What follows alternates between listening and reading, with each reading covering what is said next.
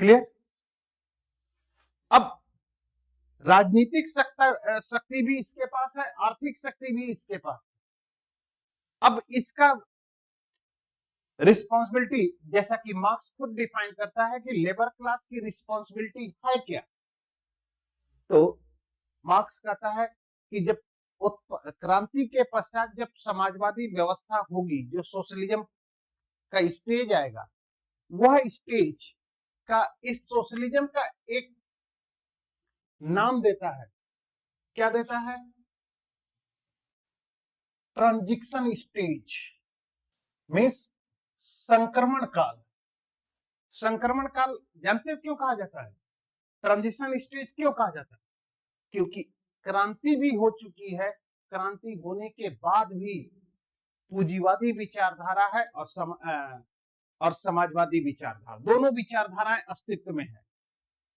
अंतर क्या है, डिफरेंस क्या है कि यहां पर पूंजीपति उत्पादन के साधनों पर वर्चस्व नहीं रखा है। अब उत्पादन के साधनों पर वर्चस्व लेबर क्लास का, इसलिए कल मैंने एक सेंटेंस बोला था, याद करिएगा। मैंने कहा था कि पूंजीपति इस समाजवादी व्यवस्था में उस अवसर की ताक में रहेंगे कि कब मजदूर कमजोर हों कि पुनः मैं उत्पादन के साधनों पर अपना स्वामित्व स्थापित कर लूं। याद आ रहा है? अब जब ये स्थिति आएगी, अब मजदूरों को भी ये लगता है कि अगर हम थोड़ा सा भी कमजोर पड़े, हमारी रिस्पॉन्सिबिलिटी थोड़ी सी भी कमजोर हुई, हमारा दायित्व थोड़ा सा भी कमजोर हुआ, तो ऐसी स्थिति में पूंजीपति पुनः उस उत्पादन के साधनों पर अपने वर्चस्व या अपने प्रभुत्व को स्थापित कर लेंगे और फिर मेरी स्थिति दयनीय हो जाएगी। इसलिए वह यह कभी भी नहीं चाहेंगे कि पूंजीवादी व्यवस्था पुनः आए। इसलिए यह लेबर क्लास का मुख्य दायित्व सिर्फ इतना होगा कि वह अपने कर्तव्य या अपनी रिस्पॉन्सिबिलिटी को इस प्रकार से निर्वाह करे कि यह सोशलिज्म कन्वर्ट हो जाए। इसलिए मार्क्स यहां पर एक कंसेप्ट कहता है, समझ रहे हैं? कंसेप्ट कहता है कि समाजवाद से साम्यवाद के जाने में राज्य धीरे धीरे विलुप्त होगा। समझ में आ रही बात? धीरे धीरे विलुप्त होने का मतलब कि जिस सीमा तक समाज में आर्थिक विषमताएं खत्म होंगी, उस सीमा तक साम्यवाद आ जाएगा। फिर जिस सीमा तक अभी आर्थिक विषमताएं समाज में बनी हैं, तब तक समाजवादी उत्पादन के साधनों पर वर्चस्व सर्वहारा का बना रहेगा और उनका दायित्व है। इसीलिए कभी कभी क्वेश्चन खड़ा होता है कि जिन विचारों को ग्राम्सी अपने थियरी हेजीमनी में कहता है कि मार्क्स की क्रांति सफल हो गई, उसकी उसने प्रशंसा की, लेकिन एक सवाल खड़ा किया उसने। सवाल ये खड़ा किया, ये क्वेश्चन खड़ा किया कि ये क्रांति स्थायी तो नहीं रह सकती है। जैसा कि मैंने अभी बताया कि क्रांति के करने के पश्चात उत्पादन के साधनों पर जब सर्वहारा का वर्चस्व होगा, सर्वहारा का वर्चस्व, तो इस सर्वहारा के वर्चस्व होने के बाद पूंजीपति उस अवसर की ताक में रहेंगे, उस पोजीशन की को इंतजार करेंगे कि कब सर्वहारा कमजोर हो और मैं उत्पादन के साधनों पर अपने वर्चस्व या अपने प्रभुत्व को स्थापित कर लूं। ठीक, ग्राम्सी कहता है कि क्रांति सफल हुई है, लेकिन ये क्रांति स्थायित्व तो नहीं ले सकती। क्यों? क्योंकि हो सकता है कि पूंजीपति पुनः उत्पादन के साधनों पर अपने वर्चस्व या अपने प्रभुत्व को स्थापित कर ले। क्लियर? ऐसी स्थिति में क्रांति को सफल अगर बनाना है, क्रांति को सफल बनाना है, तो क्रांति अप टू डाउन नहीं होनी चाहिए, डाउन टू अप होनी चाहिए। क्योंकि पूंजीपति अपने वर्चस्व की स्थापना सिर्फ आर्थिक माध्यम से नहीं करते हैं, सिर्फ आर्थिक ढंग से ही नहीं कर रहे, बल्कि अपने प्रभुत्व की स्थापना करने के लिए नागरिक समाज की संस्थाओं का भी वो उपयोग करते हैं। समाज में बड़ा है कौन? पंडित जी लोग। यानी मीन्स कि इसी को कहा जाता है और इसी का बेनिफिट टेररिस्ट उठाते हैं। टेररिस्ट जैसे 26/11 मूवी देखे होंगे, 26/11 मूवी देखिएगा तो कसाब जब पकड़ा जाता है तो कहता है कि मेरे आका कहते हैं कि दीन खतरे में है, ठीक, दीन खतरे में, इसलिए जिहाद करो, लड़ाई, अपने धर्म की रक्षा के लिए जिहाद, उर्दू में मुस्लिम धर्म में जिहाद कहा जाता है, जिहाद करो, अगर शहीद हो गए तो जन्नत हो जाएगी और अगर हो गए तो काफिर हो जाओगे, है मीन्स बड़े आदमी। अब कहता है कि जब शहीद हो गए तो जन्नत मिलेगी, तो उसमें बिरयानी मिलेगी, नूर मिलेगा, ये सब मूवी में देखिएगा डायलॉग एकदम सपक का बोला है। और उसके बाद नाना पाटेकर के सामने पूरा ये क्या है, ये ब्रेन वॉश, यही ब्रेन वॉश है, ठीक। और सिविल सोसाइटी की जितनी भी संस्थाएं हैं, उन संस्थाओं में पूंजीपतियों ने अपने वर्चस्व या अपने प्रभुत्व के से संबंधित लोगों को शिक्षाएं देकर हमेशा यह विचार दिया जाता है कि हमेशा बड़ों का सम्मान करो, और समाज में बड़ा है पूंजीपति। इसलिए क्रांति अगर होती है तो उत्पादन के साधनों पर लेबर क्लास का वर्चस्व होगा, ये सही है, लेबर क्लास का वर्चस्व होगा, ये सही है, लेकिन उस उत्पादन प्रणाली में बदलाव होने के बाद भी समाज में वही परिवार रहेगा, वही रिलीजन रहेगा, वही एजुकेशन मेथड रहेगा जिसमें पढ़ाया जाएगा पूंजीपति बड़े हैं। अब उनके मन में कंट्रडिक्शन पैदा हो गया, यही है ट्रांजिशन काल, समझ रहे हो? इसलिए हाँ, यही अलगाव था। इसलिए ग्रामसी कहता है कि क्रांति अप टू डाउन नहीं होनी चाहिए, डाउन टू अप।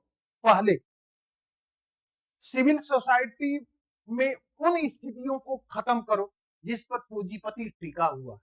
जब उनको खत्म करोगे, उनसे वर्चस्व से संबंधित विचारधारा को जब हम खत्म करेंगे तो क्या होगा? पूंजीपतियों का आधार खत्म होगा। अब फिर जब क्रांति करेंगे तो पूंजीपति खत्म हो जाएंगे और सर्वहारा का जो वर्चस्व होगा, ठीक, वह स्थायित्व रहेगा। और यही बात अगर हम भारत के परिप्रेक्ष्य में करें तो अंबेडकर के विचारों में दिखाई पड़ता है। अंबेडकर ने संविधान के लागू करते समय कहा कि इस संविधान को लागू करके हम सामाजिक आर्थिक विषमताओं से भरे हुए युग में प्रवेश करने जा रहे हैं। यह संविधान जिस राजनीतिक लोकतंत्र यानी जिस पॉलिटिकल डेमोक्रेसी का मतलब one man and one vote का स्थापना करता है, वह पॉलिटिकल डेमोक्रेसी तब तक सफल और सुदृढ़ नहीं होगी जब तक कि सोशल एंड इकोनॉमिकल डेमोक्रेसी का एस्टेब्लिशमेंट ना हो जाए। इसलिए संविधान राज्य को यह दायित्व देता है कि संविधान द्वारा स्थापित जो पॉलिटिकल डेमोक्रेसी है, वह पॉलिटिकल डेमोक्रेसी को साउंड बनाने के लिए रिस्पॉन्सिबिलिटी ऑफ स्टेट है कि सोसाइटी में पाई जाने वाली जो सोशल एंड इकोनॉमिकल डेमोक्रेसी है उसको स्थापित किया जाए। और इसलिए डीपीएस में आप जाके देखिए तो सामाजिक समानता की बात की जाती है, आर्थिक समानता की बात करती है, क्योंकि डीपीएस राज्य का दायित्व है कि राज्य समाज में सामाजिक आर्थिक। अब इस सिचुएशन को लेकर कहते हैं कि 75 साल बीत चुके हैं, संविधान को लागू हुए 75 साल बीत चुका है। क्या समाज में सोशल एंड इकोनॉमिकल इक्वलिटी आ चुकी है? नहीं आई है, नहीं आई, एब्सोल्यूट इक्वलिटी नहीं। लेकिन मैं ये भी कह सकता हूं कि 1950 में जो सोशल एंड इकोनॉमिकल अनइक्वलिटी थी उसमें कमी आई है। पहले क्या होता था, आज से 20 से 25 साल पहले इंटरकास्ट मैरिज को समाज मान्यता नहीं देता था। आज क्या है, मान्यता दे रहा है कि नहीं?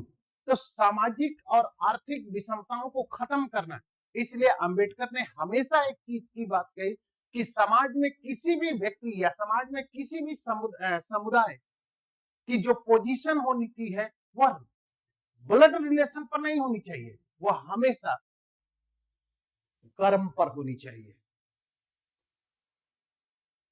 हमेशा उसके कर्तव्य पर होनी चाहिए। और अगर हमेशा उसके कर्तव्य पर होगी, कर्म के अनुसार, तो हर व्यक्ति अगर अपने कर्म के अनुसार श्रेष्ठता को पाएगा तो समाज में एक फेयर कंपटीशन होगा और हर व्यक्ति यही सोचेगा कि अगर मैं अच्छा कर्म करूंगा तो समाज में हमारी स्थिति उच्च होगी और ऐसी स्थिति में समाज में विषमताएं जो होती हैं वो खत्म हो जाती। मैं हमेशा आपसे कहता हूं कि समाज में हम कुछ लोगों, कहा जाता है ना कि वर्ण व्यवस्था हमारे रक्त संबंधों से स्थापित हुई है। वर्ण व्यवस्था यानी समाज में जो वर्ण है वह रक्त संबंधों से। हम कुछ ऐसे लोगों को जानते हैं जिनमें कहा जाता है कि ये क्षत्रिय कुल के पैदा हुए हैं और क्षत्रिय कुल का दायित्व है, क्षत्रिय का दायित्व है कि समाज की सुरक्षा करना। लेकिन मैं उस क्षत्रिय को जानता हूं कि जो तेज हवा चले तो उड़ जाएगा, जो अपनी सुरक्षा नहीं कर पा रहा है वो समाज की सुरक्षा कहां से कर पाएगा, बताइए। अब इसी पर एक कमेंट याद करो, मैंने बोला था कि पंडित जी लोग अपने आप को श्रेष्ठ समझते हैं, तो पंडित जी पर लागू होता है कि दिन में राम राम, शाम को 100 ग्राम।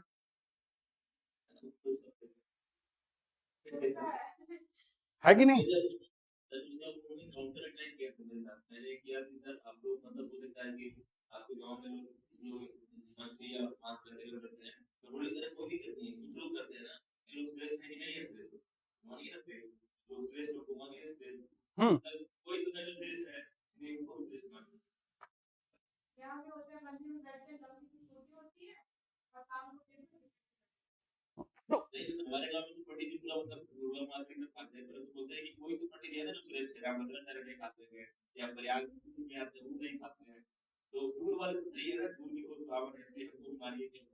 तो ये सिद्धांत तुम समाज के अन्य लोगों पर क्यों नहीं लागू करते हो? ये बोलना चाहिए ना कि आप कहते हो कि ठीक है हम श्रेष्ठ नहीं है, कुछ लोग तो श्रेष्ठ हैं, तो कहना चाहिए कि हर समाज में तो कुछ लोग श्रेष्ठ होने चाहिए, तो उनकी सर्वोच्चता को क्यों नहीं स्वीकार करते हैं? आप क्यों उनको रक्त संबंध पर चले जाते हैं? और जहां पर ये बात आ जाती है आप कहते हो कि कुछ लोग तो श्रेष्ठ हैं, तो समाज के हर वर्ग में तो कुछ लोग श्रेष्ठ होंगे।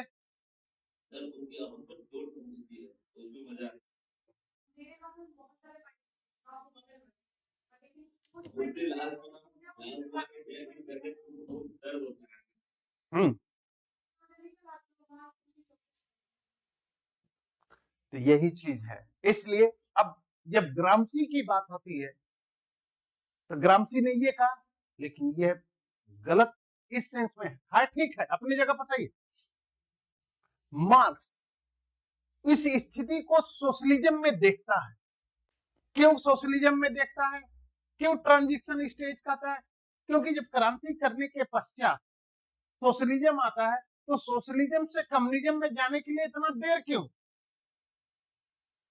इसका मतलब ये हो गया कि जब लेबर क्लास, भाई ये सोशलिज्म है, मान लो ये सोशलिज्म है और सोशलिज्म से ये कम्युनिज्म है जहां पर एब्सोल्यूट इक्वलिटी बेस्ड सोसाइटी है।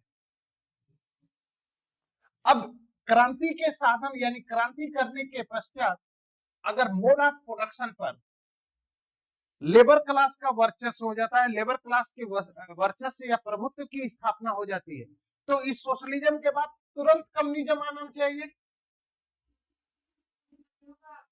तो यहां पर मार्क्स कहता है कि इस सोशलिज्म को कम्युनिज्म में कन्वर्ट करने के लिए रिस्पॉन्सिबिलिटी ऑफ लेबर को जो रिस्पॉन्सिबिलिटी दी जाती है, यह रिस्पॉन्सिबिलिटी जब तक पूरी नहीं हो जाएगी तब तक समाजवाद साम्यवाद में परिवर्तित नहीं हो पाएगा।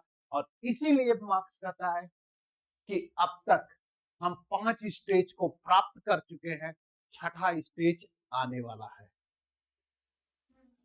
यानी इतिहास को 6 भागों में इकोनॉमिकल बेस, हिस्टोरिकल मेटेरियलिज्म में इकोनॉमिकल बेस पर 6 भागों में बांटा। यानी first position pre communism stage, second slavery system, third feudal system, fourth आपका कैपिटलिस्ट, फिफ्थ आपका सोशलिज्म एंड लास्ट स्टेज है कम्युनिज्म।